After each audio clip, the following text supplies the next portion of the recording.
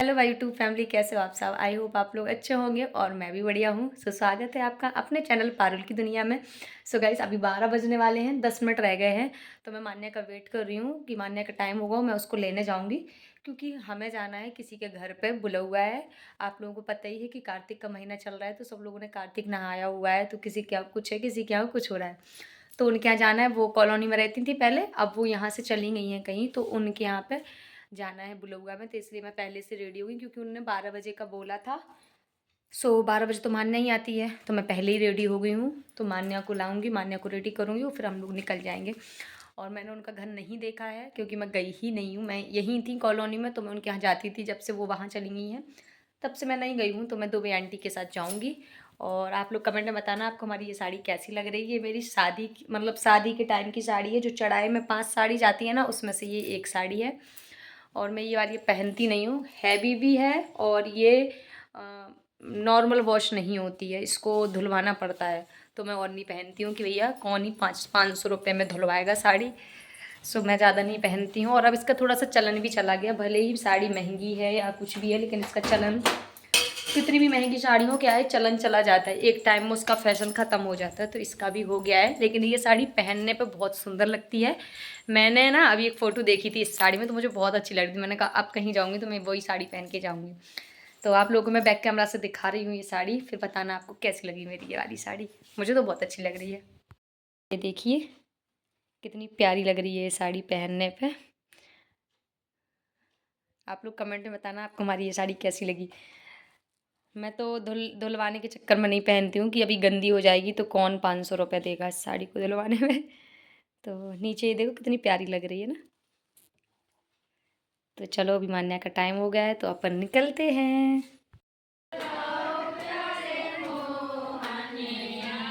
और यहाँ पे देखिए मैं अपने आप को दिखा रही हूँ, ये टीका दिखा रही हूँ। मुझे बहुत अच्छा लग रहा था। इन्होंने हल्दी से और कुमकुम से ऐसे, एक हल्दी की बिंदी एक कुमकुम की ऐसी रख दिए थी, काफ़ी अच्छी लग रही थी। और यहाँ पे देखिए 1-2 भजन होने के बाद फिर आरती होने लगी थी, तो यहाँ पे हम लोगों ने आरती की। और ये पता मैं इस साल पहली बार कार्तिक महीने में से तुलसी की पूजा हो रही, जो भी तुलसी, तो मैं पहली बार जा रही हूँ हर जगह, तो मैं सब पहली बार देख रही हूँ। तो यहाँ पे वो के फिर उसके बाद ये गेहूँ देते हैं परिक्रमा के लिए। तो गाइस, आ गए हम बुलौआ से। 2 जगह जाना था तो 2 जगह का हो गया है। एक जगह यहीं कॉलोनी में जाना था, मतलब पास में ही है। पहले वाला जो था वो दूर था, तो वहाँ से आए हम लोग ऑटो से। वापस में गए पैदल थे लेकिन आए ऑटो से थे। और अब फिर आके प्रसाद रखा वहाँ का और फिर चले गए कॉलोनी में, जो जिनके यहाँ पे है, तो वहाँ पे बस अब आ गए हैं। 3:30 बज गए हैं, 3:15 बज गए ये देखो। तो चलो अब हम कपड़े बदल दे रहे हैं क्योंकि ये साड़ी बहुत भारी है, इसको पहनने पहने हम बहुत थक गए हैं। तो हम बदल ले रहे हैं, फिर मिलते हैं आप लोगों से। कुछ खाएंगे पियेंगे क्योंकि भूख भी लग रही है। ये देखो, इसने पूरा लंच नहीं किया अपना। आज मैंने उसको मंगोड़ी बना के दिया था, ये देखो वापस लेके आई। क्यों नहीं खाए पूरा? मिर्ची लग रही थी, मिर्ची थी नहीं। यहाँ देखिए, यहाँ प्रसाद का ढेर लगता जा रहा है हमारा। ऐसा प्रसाद मिलता है यहाँ पे, मतलब अभी जो कार्तिक के महीने में जो भी बलुआ होता है, गेहूँ देते हैं, गोदी डालते हैं, वही तक प्रसाद है। और एक ये रखा है, 3 जगह हम जा चुके हैं, ये रखा और एक ये रखा। सारी स्वाद की चीज़ें रखते हैं और कुछ प्रसाद और ऐसा। कपड़े हमारे चेंज हो गए हैं, अब हम थोड़ा सा आराम करें क्योंकि पूरे दिन से घूम रहे हैं इधर उधर। ये देखो, आज मैं ज़्यादा चूड़ी पहनी हूँ। ये चूड़ा वाली चूड़ी है, बीच में कांच की नहीं है, अगल बगल कांच की हैं। और ये आप देख रहे हैं ना, ये वाली चांदी की, ये वाली, ये मैंने दोनों हाथ की ली हैं, नई हैं, अभी ली हैं परसों। तो आप लोग बताना कमेंट में कैसी लग रही है आपको। मैं बैक कैमरा से दिखा रही है आपको। ये देखो ऐसी है, यहाँ बीच में जॉइंट है, मतलब बंद हो जाती हैं, हटाओ मान्य। और ये देखो अच्छी डिजाइन है। यहाँ पे देखो संतान सप्तमी की ये निशान भी बने हुए हैं। तो आप लोग बताना कमेंट में आपको कैसी लग रही है चूड़ी। इस हाथ में भी पहनी है मैंने, मतलब 2 ली थी हमने। एक देखो इस हाथ में भी पहनी है, ये पहनी बीच में, ये वाली।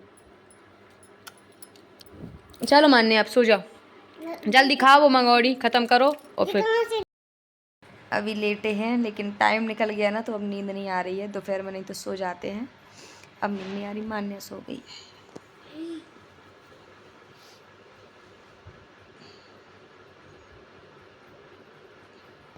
सो रही है।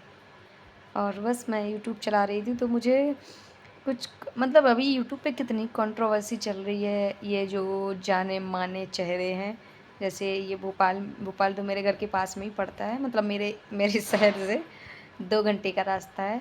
तो ये भोपाल की जो नेहा तिवारी जी हैं, आयरन लेडी, और एक वो सचिन भैया हैं जो अम्बाला के हैं, इन दोनों के बीच हो गई है। मतलब क्रिएटर पहले मिलते हैं, उसके बाद फिर दूरियां बना लेते हैं। मतलब ये यूट्यूब पे आते हैं लोग अपने मतलब के लिए आते हैं, ये तो मैं समझ गई हूँ। एक दूसरे से अगर दोस्ती रख रहे हैं, कोई रिश्ता रख रहे हैं तो सिर्फ मतलब के लिए, पैसे के लिए बस। मतलब सचिन भैया का मुझे जो भी दिखता है मुझे सही लगता है उनका, वो जो भी बोलते हैं वो सही ही बोलते हैं। मुझे उनकी बातों में कोई भी मतलब गलत नहीं दिखता, कुछ भी वो जो भी बोलते हैं साफ बोलते हैं, मुंह पे बोलते हैं। ये तो मैंने हमेशा से ही मतलब देखा है। उन इसीलिए उनके ही सब दुश्मन हो रहे हैं। नेहा तिवारी से मुझे ये उम्मीद नहीं थी। नेहा तिवारी को तो मैं समझती थी कि इनसे अच्छी लेडी तो कोई है ही नहीं। जो लेकिन सोचो, मतलब एक सोचने वाली बात है कि अभी इसने सगाई की है। मुझे तो बहुत अच्छा लगा था और मुझे वो पर्सनली बहुत पसंद भी थी, लेकिन अभी भी है। लेकिन ये नहीं करना चाहिए उनको कि भाई आपने इतना रिश्ता रख लिया, आपने उनको बुलाया और फिर आप परिवार के कहने में आपने उनको अंदर भी नहीं आने दिया। मतलब उन लोगों को नहीं पता था, भले जो भी हो आप वो जाने, मुझे तो नहीं पता। लेकिन मैं पता इन लोगों के ब्लॉग देखती थी। अब तो मुझे नेहा तिवारी जी का ब्लॉग देखने का मन ही नहीं करता है। मुझे ये लग रहा है कि इनका जवाब क्या आता है, मुझे बस इनका ये वीडियो देखना है। भाई इंसान जब से इनकी सगाई हुई है तब से इनमें एटीट्यूड बहुत आ गया है।